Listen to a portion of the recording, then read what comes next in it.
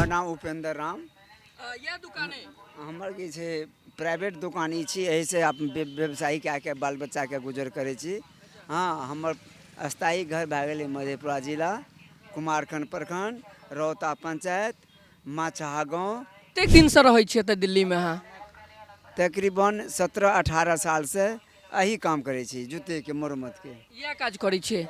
कतेक मतलब भरण पोषण पूरा परिवार के ही से होइया? बड़ी जना तना करे छियै जोन मजदूरी, लेकिन लाचार में किसी तरह से गुजारा कए रहल छियै। ऐसे तो जे कहबै जे हम दोनों टाइम के ढंग के सब्जी खा लेबै से तऽ नहि होइए, तब गुजारा कए रहल छी। मतलब दुनू टाइम के तरकारी खेबै ओहो नहि भऽ पबै छै दोकान से, लेकिन गुजारा भऽ जाइया। कतेक परिवार में लोग छै अहाँ के? 2 गो बेटा, 1 गो बेटी, 2 जीव अपना छै, पति पत्नी। तो जे अहाँ पैसा भेजै छियै वही से घर चले अहाँ? हाँ, वही से जना तना अपना समय कटि रहल यऽ। एकटा बात बताओ, गाम कतेक दिन पर जाइ छी अहाँ? गाँव के छै सालों भर 6 महीना जना तना अपना परिस्थिति के अनुसार गुजारा करने के लिए की छै जाय आबे पड़े छै। अच्छा, मतलब सालों भर लागि जाए अहाँ के। आ ओतेक दिन पर जाइ छी, फिर जाइत हेबै तऽ फिर पैसा कौड़ी सब एतेक भऽ जाइत हैत जे ओतऽ भऽ जेतै व्यवस्था? अरे बड़ी लाचारी में कर्जो उठा के गुजर ओते छै, परिवार मेंटेनेंस करे पड़े छै। कभी दवाई रे, कभी कपड़ा रे, कभी घर फूस के घर छै, कभी घरों टूट गए तो वहू के लिए के छै कुछ न कुछ अगल बगल से जिम्मेदार लोग से कुछ ब्याजे पर पैसा ला के काम करे पड़े छै। जना अब की बार ऑपरेशन करलू, 65,000 रुपया कर्ज ला के तब ऑपरेशन कर लिए। ब्याजो लेबऽ पड़ि जाइया, तऽ कर्जा एखनो हैत अहाँ के मूड़ी पर खूब? अभी तो 65,000 रुपया कर्जा है, जे कि ओकर हाँ 4 रुपया दर से सूद चल रहा है। जे 5 मांग रहे लास्ट में बहुत रिक्वेस्ट करलू तो 4 रुपया बतेला। लाचार में हमरा लिए पड़ल, काम रहे तो लिए पड़ते जान बचबे के लिए।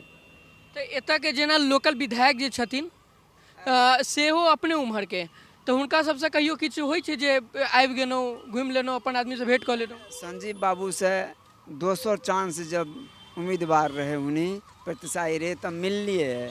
मिले के बाद हुनकर 1 हफ्ता तक जना तना जे समांग से सहयोग भेले उ कर लिए है। उसके बाद न हुनी मिलल या न हमें मिललू या कुछ। हाँ, एक समय में बतेबो कर लियो हमरो लिए कुछ एहन करू उपाय। कल के अहाँ के छै अब ओतऽ से राशन कार्ड कटा के इम्हर आबू तबे कुछ करम। ओके अलावा हमरा से हुनका से के छै कोई लाभ नहीं मिलल।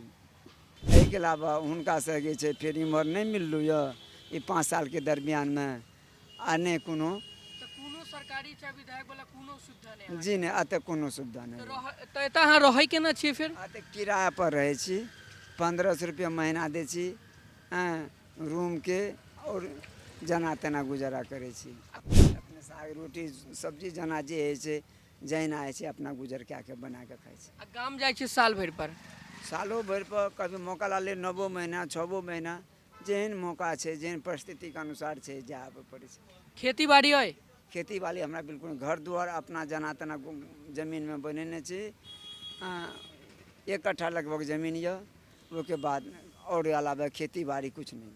फिर ओतऽ सरकार के सुविधा भेट रहल है? ओतऽ सरकार के सुविधा के छै राशन कार्ड के आधार पर जे छै 5 किलो महीना के हिसाब में जे राशन दैया।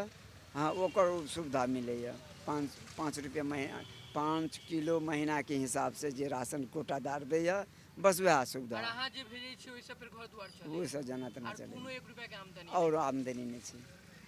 स्थिति बड़ा दयनीय है। एखन चुनाव छै एतऽ वाला, रोड जे छै से एतऽ सेहो बहुत देख रहल छी हम जे एकदम से अथी छै। अहाँ सबके तऽ पानि तानि सेहो पड़ि जाइत हैत देह हाथ पर? हजूर पानि देहे हाथ पर नहीं है। कभी एहन है छै मुँह आँखि में जब पड़े छै तो पानी के बोतल ला के आँखि में छिटा दिया पड़े छै। मतलब रोड कते दिन से अहिना छै? अरे रोड तो हम 15 साल से अहिना देखे छी। 15 साल से? 15 साल। हाँ, रोड जे छै सब फुटाव मुख्य मार्ग छै ना, मेन मार्ग? हाँ, जबकि मुख्य मार्ग छै, मेन गेट छै, गेट छै गली निकले जाता है वैसे छै? बेसे छै। हाँ, मेन कोने पर छै दायां साइड में। 15 साल से यह स्थिति छै, कुछ नहीं बदलाव?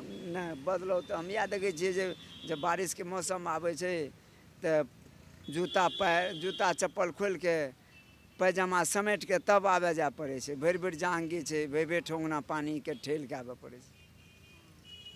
एहि तरह के नौबत छै। गंदगी नाली के पानी कॉलोनी में आबि जाइ छै जब ओहि भादो मास के समय आबै छै, ज़्यादा अधिक वर्षा होय के बावजूद।